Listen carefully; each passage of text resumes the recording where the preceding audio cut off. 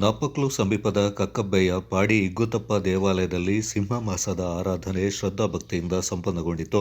ಸಂಪ್ರದಾಯದಂತೆ ಬೆಳಿಗ್ಗೆ ದೇವತಕ್ಕರು ಹಾಗೂ ಇತರ ತಕ್ಕರ ಮನೆಗಳಿಂದ ಪಲ್ ಬೇವಾಡು ಆಗಮಿಸಿತು. ಅಯ್ಯಪ್ಪ ಕಟ್ಟೆಯ ಮುಂದೆ ದೇವತಕ್ಕರು ಹಾಗೂ ಊರಿನ ನಾಡಿನ ತಕ್ಕರು ಸೇರಿ ನಡೆಸುವ ಪ್ರಾರ್ಥನೆಯೊಂದಿಗೆ ಸಿಂಹ ಮಾಸದ ಆರಾಧನೆಗೆ ಚಾಲನೆ ನೀಡಲಾಯಿತು.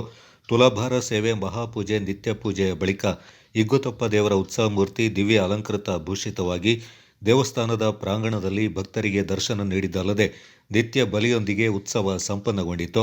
ದೇವಾಲಯದ ಭಕ್ತಜನ ಸಂಘದ ಅಧ್ಯಕ್ಷ ಪರದಂಡ ಸುಬ್ರಹ್ಮಣಿ ಕಾವೇರಪ್ಪ ಕೊಡಗಿನ ಜನತೆಯ ಶ್ರೇಯೋಭಿವೃದ್ಧಿಗೆ, ನಾಡಿನ ಸಮೀಕ್ಷೆಗೆ ಹಾಗೂ ಪ್ರಾಕೃತಿಕ ವಿಕೋಪಗಳಿಂದ ರಕ್ಷಿಸಿ ಹರಸುವಂತೆ ಇಗ್ಗುತಪ್ಪನಲ್ಲಿ ಸಾಮೂಹಿಕ ಪ್ರಾರ್ಥನೆ ಸಲ್ಲಿಸಿದ್ರು. ಪೂಜಾ ವಿಧಿವಿಧಾನಗಳನ್ನು ಕುಶಾ ಭಟ್ ಹಾಗೂ ಜಗದೀಶ್ ನೆರವೇರಿಸಿದ್ರು. ದೇವಸ್ಥಾನದ ಕಾರ್ಯಕಾರಿ ಮಂಡಳಿ ಅಧ್ಯಕ್ಷ ಬಾಚಮಂಡ ರಾಜ ಪೂವಣ್ಣ, ಸದಸ್ಯರು, ತಕ್ಕ ಮುಖ್ಯಸ್ಥರು, ಭಕ್ತರು ಹೆಚ್ಚಿನ ಸಂಖ್ಯೆಯಲ್ಲಿ ಪಾಲ್ಗೊಂಡಿದ್ದರು.